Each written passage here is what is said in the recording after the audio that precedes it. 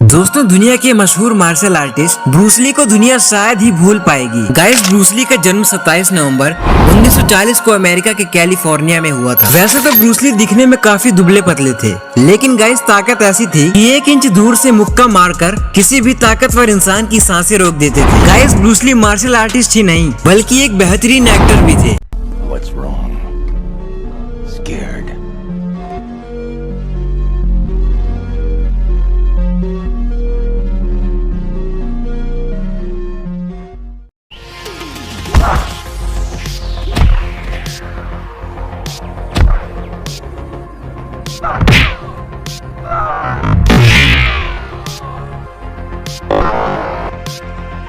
Bruce Lee के पंच और kick की स्पीड इतनी थी कि उसे आंखों से देख पाना नामुमकिन था। इसीलिए शूटिंग के दौरान सुपर स्लो मोशन कैमरा का यूज करके ब्रूस ली के एक्शन सीन को 32 फ्रेम तक घटा दिया जाता था। नंबर 2, ब्रूस ली अपने 9 चाकू से 725 किलो और अपने एक मुक्के से 148 किलो तक का फोर्स जनरेट कर सकते थे। ये फोर्स इतना है कि वो अपने एक ही मुक्के से किसी आदमी को 20 फीट दूर तक फेंक सकते थे। नंबर 3, 1962 में हुए एक प्रतियोगिता में ब्रूस ली ने अपने अपोनेंट को मात्र 11 सेकंड में ही चित्रित कर दिया था। और तो और वे एक बार में 1500 से भी ज्यादा पुशअप मार सकते थे। और रोजाना ब्रूस ली 5000 पंचों की प्रैक्टिस किया करते थे। और दूसरे फाइटर ट्रेनिंग के लिए जहां 70 से 75 किलोग्राम पंचिंग बैग का इस्तेमाल करते थे, वहीं ब्रूस ली के पंचों को 150 किलोग्राम के पंचिंग बैग भी सह नहीं पाते थे।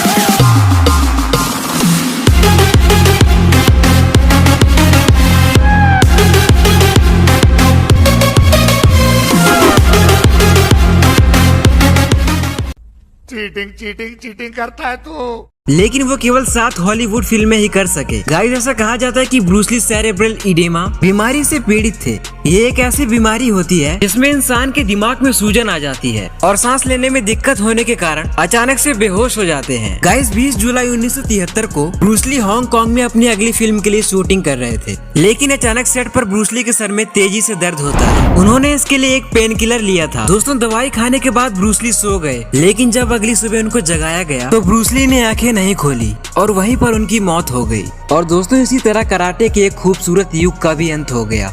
When you're talking about fighting as it is, with no rules, real fighting. Well then, baby, you better train every part of your body. And when you do punch, now I'm leaning forward a little bit, hoping not to hurt any camera angle. I mean, you gotta put the whole hip into it and snap it and get all your energy in there and make this into a weapon.